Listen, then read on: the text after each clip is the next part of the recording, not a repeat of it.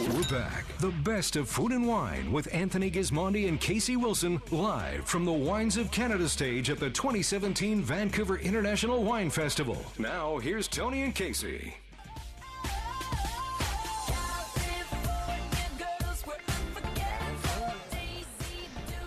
It's hard to say that I could use a drink, but I could use a drink, Kasey. And you know what? I'm going to get you a drink, Tony. In fact, have a glass of Tinhorn Creek. Welcome back to the Best of Food and Wine. We're live tonight, of course, from the floor of the Vancouver International Wine Festival. It's year 39. Canada is the theme, and we've got, I was going to say we got a couple of Canadians. I know we have one Canadian on the stage for I'm sure. Canadian. And you're Canadian too, eh? Yeah, I could tell by the way you said it.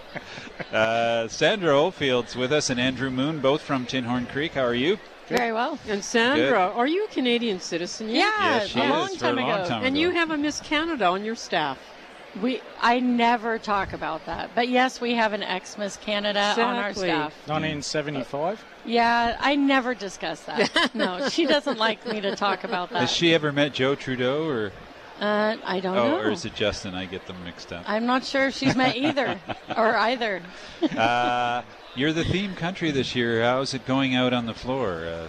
There's a huge turnout already. Excellent. It's awesome. Like I was in the Canadian section today, and it was packed, and it was great. Yeah, it's great to see it. I was feeling some angst amongst Canadian producers. It seems to be a Canadian thing to worry about whether, what's going to happen. It's been such a great week. We've had so many terrific wines.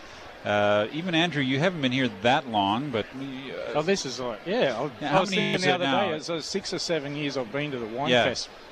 So I was out here in 09, start of 09, and I love this event, right? And I really enjoyed actually this afternoon. So you've been here 8 years, but I would argue that the last 8 years have seen some of the biggest changes in the Okanagan. Yeah, definitely.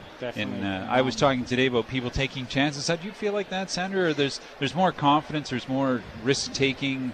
I don't know. I would actually probably disagree with that, because when we came in, honestly, because when we came in, there was only like 25 other wineries, and to me, it was really unclear we were going to have an industry back then. There was almost no vines, and the risk was hugely high. And so I felt it was much riskier in the early days. Now, if you come in, the barrier to get in is high, but there's an industry here to walk into. Well, I was thinking more about planting Gruner Veltliner instead of just Chardonnay or Merlot or whatever. But only really crazy people plant Gruner Veltliner.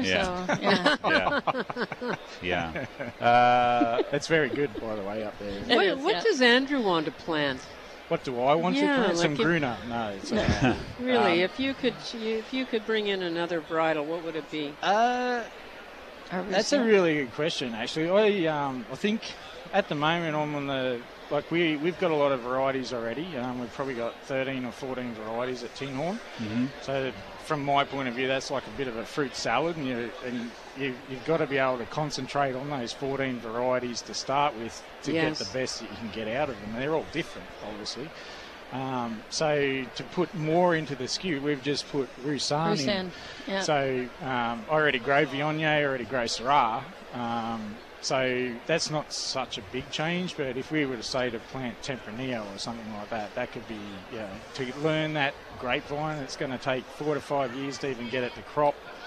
Then you've got to work out its watering regimes, its quality, etc. So at the moment, I'm quite happy with where we're at. Yes, where we're at, and then it'd have to be probably different sites or different direction of the winery to change those. Well, when Sandra hired you and you came in and you took over the control of the vineyards, how would you describe them today? To say the day that you arrived, what are some of the main things that you've done, and how are they influencing the wines?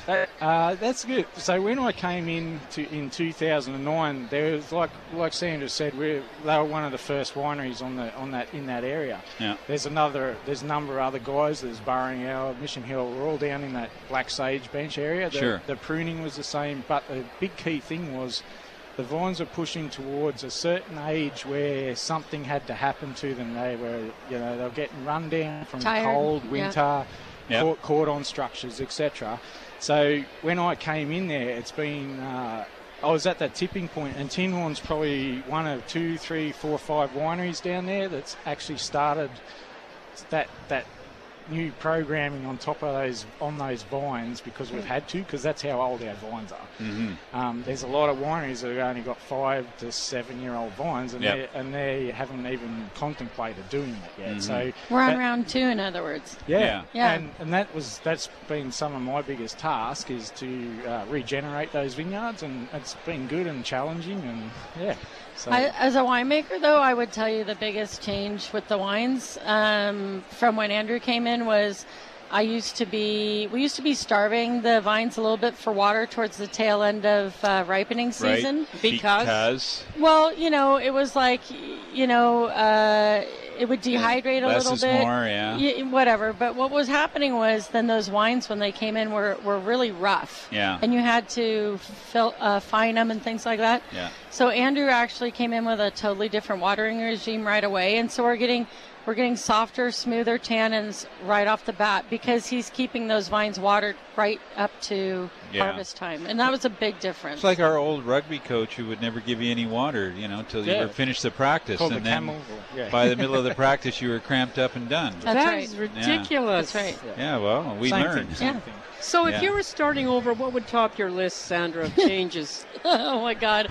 I would go back to school and get a degree in HR first, and then I would... Exactly. Honestly, it would have saved me a lot of heartache. Thanks, yeah. But, no, I don't know. I mean, you always think the wines are going to be... That selling is going to be easier and faster than it ever is. Yeah. Yes. And obviously, the vine planting and the winemaking is difficult, but you tend to run out of steam by the time it's time to sell the wines, and that's obviously the most important part. Mm-hmm. Right. And so I would probably have gotten a little bit more up on that side of things. It's a long journey. It is. And even when you sell, they say when you go into a restaurant and you sell and they really like your wines, but they say, we want to try somebody new. It has nothing personal, but we just want to try a different brand type of thing. Like, it's a really tough business. The thing is, though, like, if you've made your reputation by being good for your word and making sure that they have the wine when they need it and the amount that they need it in, then they come back to you. And, so if you're fly by night, they're not going to find you again. But if you're good for your word, then they're okay going with, tried and true wineries, right? Okay, we should get to the wine, or we run out of time. You brought today the 2013 Oldfield Series Syrah. That's right. Which vintage of this? How many of these have there been by 13? We started in 2004. Yeah. So that's almost a decade now. Almost a decade. Yeah. About cool. 10 of them, yeah. And happy with Syrah? Happy with its development, Mr. Moon? Yeah. You come from Australia. You know a bit about. Yeah. So. Syrah. Syrah is difficult to grow in Okanagan, but it was coming from an Aussie that was used to growing weeds in Australia. Like, that's what it's like, right? And I came here and I looked at it and I go, what is this stuff? And how to deal with it. Is it a winter thing or a summer thing? It's a bit of a winter thing, and it's I suppose, the capability of ripening Syrah here. Yep. So you've got to be really careful with your yields, how much you leave on the vine. So make sure it ripens properly, right? So and have you changed your yields over, say, when you started, Sandy, to today? Not really. No, not really. Not really. Yeah. No. Not really. I don't think it lets you over yield. No. Yeah. Okay. But yeah, you'll get that greenness, those pyrozines and stuff start coming into Syrah very quickly if you're over yielding in the Okanagan. Yeah. So you get these lovely, beautiful, these smoother tannins and things like that when you do Syrah correct. It makes one of the best wines in the Okanagan. It's just hard on us vine guys. Yeah. Yeah. So this one actually comes from both sides of the valley. Some of it comes from the Golden Mile Bench, and some comes from over on Black Sage. Okay, so it's a mix. That's right. Yeah. Yeah. We're going to talk later this week about the Golden Mile Bench. How's it going? I mean, the sub-app is out there. I'm sure there's no resistance. Is there any acceptance? I think there is, and I think we're really excited about being able to pour our wines as a group at the festival, and to be able to show people for the first time what some of the wineries are doing with. And when we sat down, we realized how old our vines are on that bench and how much depth there is of history on that bench, and it's pretty neat. It'll be a great tasting. So. I don't know if you were in a tasting I was in this morning, but I was kind of chiding people as they were saying, oh, well, maybe another 100 years or whatever will catch up. And yet, if you have 40-year-old vines, your vines are pretty much as old as the average of anything in Europe because That's right. they just don't live that long there. So really, we have old vines. Yep. We have young technology and smart Yep. people, so we're not that far behind. We're really smart. Yeah, Of course. we're really smart. Really smart.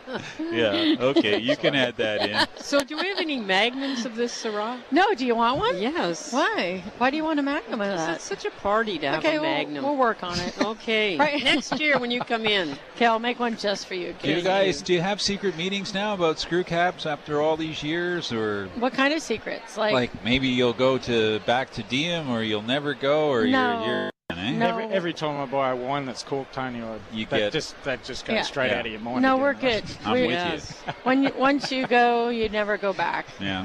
Yeah. No. Well, we're glad you came by today, and we tasted this Syrah, folks. It's the 2013 Oldfield Series Syrah. Suggested retail price of about $32. Yeah. Of course, the best way to get it is to join the wine club. Yeah. Well, we have it at the And it at the winery. At the yeah. winery as Yeah. well. We don't make a lot of it, about 500 cases a year. So. Yeah. Yeah. And then will people find it in some private wine shops or Yeah. in restaurants? There's or? a little bit out here, absolutely. Miradoro, they have it in Miradoro. And of course, at our restaurant, it's opening back up in 2 weeks, so they can get it there. Everybody's counting the days until Miradoro opens. I know. Then we don't have to eat lousy food again. Yeah. So, yeah. So we're going to see you on April 22nd. We're going to go out for Mexican food, and this is going to go with it very well. She really loves to plug your restaurant. Is Miradoro a Mexican You know restaurant what? now? We're going to Mexican food after we eat at Miradoro. How's that? Second night. Okay. Okay. And I hear you're finished plowing the snow up the driveway. Again. Yeah. Hey, thanks so much. Have fun as the theme country this year. Enjoy Thanks. it. Yeah, thanks so much, Canada. And we'll see you at the Golden Mile Bench Seminar. It's going to be great. Yeah, I think so too. Perfect. Thanks. Bye-bye. Sandra Oldfield, Andrew Moon, both from Tinhorn Creek. He grows the grapes. She's the big boss. In fact, she's one of the top 100 most important women in Canada, which we didn't mention, which is a huge accolade for you, Sandra. Thank you. She's always been enjoy one it. of the top. You know, Kasey thinks she's one of the top 100 Kasey important is people. one of the Exactly. Yeah. We let her think it too. We'll take a quick break. We're live on the floor from the Vancouver National Wine Festival. It's year 35. Coming up next, David Schofield. No, Matthew Mercier joins us. We're going to talk about a CISL Rose.